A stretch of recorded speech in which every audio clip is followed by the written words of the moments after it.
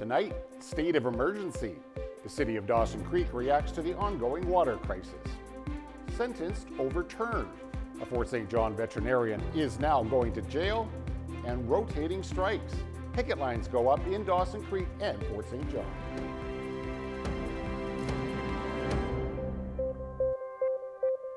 Good evening and thank you very much for joining us. And we begin tonight with breaking news.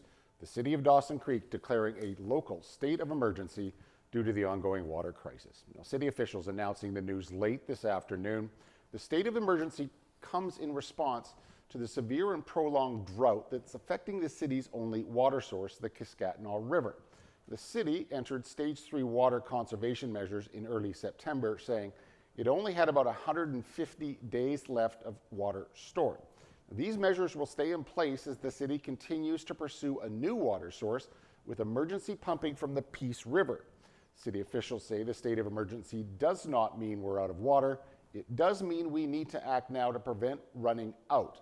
And residents are being urged to conserve water. City officials say the situation will not affect the city's long-term plan to find a new and permanent water source. The public consultation phase for the Dawson Creek Water Supply Project is still open. It remains until October the 23rd. Well, the BC Court of Appeal overturning the sentence of a Fort St. John veterinarian who pled guilty to sexual assault. Justin Sewell will now be going to prison for 33 months less a day. A panel of judges has overturned Sewell's conditional sentence of house arrest. Back in June, Judge David Simpkin sentenced Sewell to 24 months less a day and allowed him to continue to go to work at the Rivers Animal Hospital in Fort St. John. Well, the appeal court has now imposed consecutive jail sentences of 2 years less a day on the sexual assault count, another 6 months on one count of voyeurism, and another 3 months on the other count.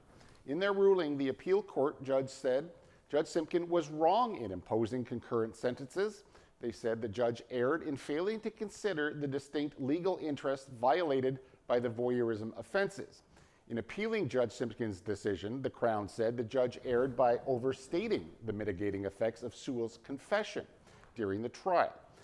The court heard while his wife and his children were away, Sewell surreptitiously added ketamine or Valium to the victim's drink, rendering her incapacitated. Sewell then sexually assaulted her and took photographs of her naked body. The court also heard that Sewell offered to provide a safe space for the victim to get drunk, thereby placing himself in a position of trust toward her. The sexual assault was prolonged. It involved violative and demeaning conduct while the victim was in her own home, a place she should have been safe.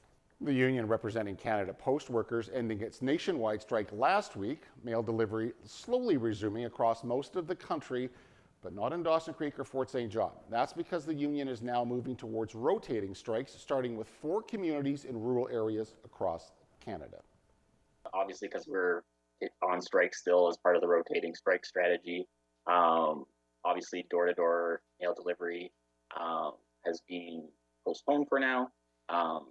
Mail is just sitting as it is in Dawson Creek. Their idea is to eliminate rural communities, and we are surrounded by rural Indigenous communities, and they rely on us with us being the hub, but they would like to eliminate all of us and smaller ones. So we are striking first.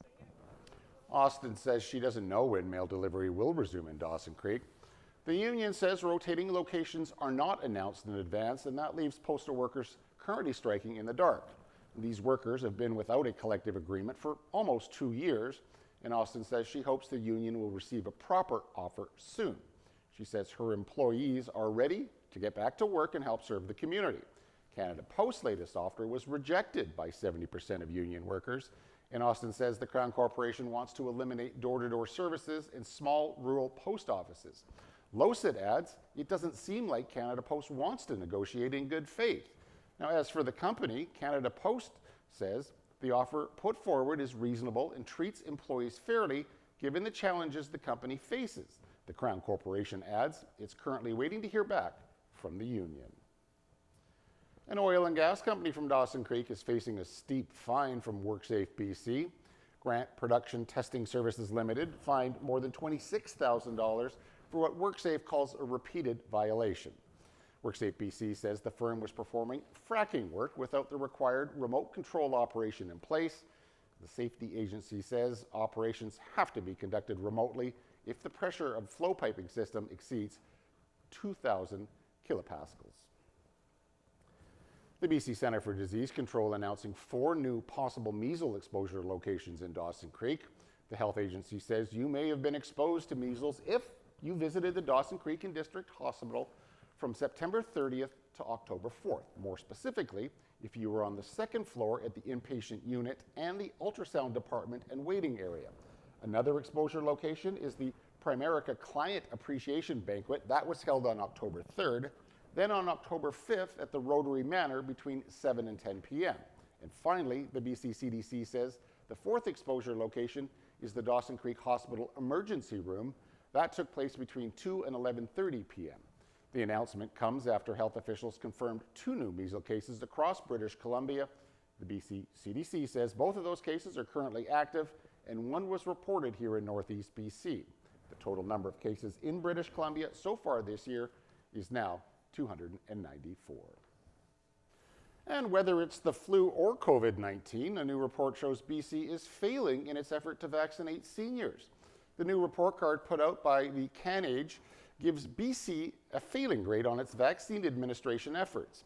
Nunavut and Northwest Territories also received failing grades, while Prince Edward Island got top marks, setting the national standard. The report evaluated funding, access, and public awareness for 6 vaccines, including influenza, shingles, RSV, and COVID-19. 2 hikers were attacked by a grizzly bear northeast of Prince George this weekend. It happened Saturday in the McGregor Mountain area. That's about 110 kilometers southwest of Tumbler Ridge. The Conservation Officer Service did not include any details on the status of the hikers, the nature of their injuries, or details about the attack. The area will be closed until the problem animal team specialist finishes investigating the conflict. An evacuation alert issued over concerns that an illegally constructed dam near Kamloops could burst has been rescinded. The district had said the dam, which is located in the Fadir Creek in the Thompson-Nicola Regional District, could create an uncontrolled release of water if it failed. However, the risks have now been downgraded and is now considered an all clear. The district's website says a state of emergency issued last week remains in effect. Well, the strike involving more than 25,000 BC government employees is now in its 7th week, and with no talks scheduled, both sides are standing firm. The leverage now, I think you're going to see, is the growing wave of concern and, frankly, anger from our membership towards their elected officials for, failing to come to the table, failing to solve this, failing to really recognize the reality that British Columbians that work face, and also just the actual impact of this many people being on strike to sink in. The BC GEU's latest proposal calls for a 4% per year wage hike over 2 years, which the union says would help address the affordability challenges. However, the province is arguing that would still exceed inflation and add hundreds of millions of dollars to the government payroll. Taxpayers simply can't afford these massive demands from the union. 8% over 2 years is far more than taxpayers can afford when the province is drowning in debt with massive deficits and no indication of that changing anytime soon. The government says its latest offer averages 5% increase, and it adds lower income workers will see a 6.25% raise. But with both sides still far apart and neither moving back towards the negotiating table, there's no sign the strike will end anytime soon. Canada Tire says some customers' information was involved in a recent data breach. The retailer saying the breach information belongs to shoppers who had an e-commerce account with Canadian Tire, and that also applies to its other stores, including Sport Chek, Mark's Work Warehouse, and Party City. The data included names, email addresses, and in some cases, incomplete credit card numbers. The company says the information is not enough to access accounts and make purchases. The vulnerability was first identified back on October the 2nd. The company says it is working with experts to enhance its security. The Canadian softwood lumber industry is now dealing with an additional 10% tariff from the United States, and that's already in addition to an existing 35% tariff on the sector. BC Premier David Eby is calling on the federal government to support workers whose jobs are being put at risk EB says that forestry is a bigger contribution to Canada's gross domestic product than automobiles or steel. And Canada's agriculture industry is seeking relief from punishing tariffs on products ranging from canola to pork to seafood. Well, China now says it's ready to end that pain, but only if Canada acts first. Annie Bergeron-Oliver has more. Chinese EV brands like Warren Buffett-backed BYD are revving up their presence in Asia and Europe. But steep tariffs have the vehicles locked out of North American markets. There's no damn way we should drop tariffs on China, I'll tell you that. Absolutely not. But that's not how all the premiers feel. The premiers of Manitoba and Saskatchewan want Ottawa to scrap its 100% tariff on Chinese electric vehicles, now that China is pledging to lift its punishing tariffs on Canadian pork and canola in exchange. When we're talking $2 a bushel off the price of canola just since the tariff announcement, that's quite a big hit to our bottom line. But while farmers are feeling the financial hit now, experts in the Canadian auto sector fear a bleaker future if cheaper Chinese-made cars start flowing in. We cannot allow it to happen. These are subsidized vehicles, and they would attempt to take market share from Canadian North American manufacturers without agreeing to trade on a level playing field. The federal government has said it's reviewing its EV tariffs, a move that will likely come up later this week when the Foreign Affairs Minister meets with her counterparts in China. Annie Bergeron-Oliver, CTV News, Ottawa. To the Middle East now, where the ceasefire in Gaza is holding, but there is some uncertainty over next steps as Hamas is yet to deliver the remains of 24 hostages. And the terror group is also reportedly regrouping militarily.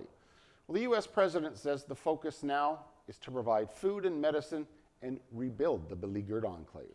As for the 20 living hostages, they were released to great joy in Israel yesterday. But, as Heather Wright reports, they now face a long road to recovery. An emotional and painful homecoming as the remains of 4 deceased hostages arrive at the Forensic Institute for Identification in Tel Aviv. Learning we're only getting 4 of them was a big kick in the stomach. Rotem Cooper's father, Amiram, was 85 years old when he was kidnapped from Kibbutz Nir Oz on October 7th. He was killed in captivity. His body is still in Gaza. Families were aware that all 28 deceased hostages would not be returned yesterday, but they hoped they would be able to give more proper burials. It's very clear that Hamas is playing games, that Hamas is not really cooperating, is not really in good faith.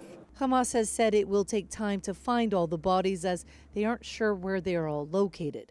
Late tonight, Israel announced Hamas would release more remains, their identities not yet known. In response to the delay, Israel said today it will delay the reopening of the Rafah border crossing into Gaza and reduce the amount of aid allowed in. By how much and for how long is not clear. In Gaza City, bulldozers cleared piles of rubble today, a first step in allowing people to return. But with limited equipment and an estimated 84% of the enclave destroyed, according to the UN, it will be a lengthy process. We don't have enough equipment, enough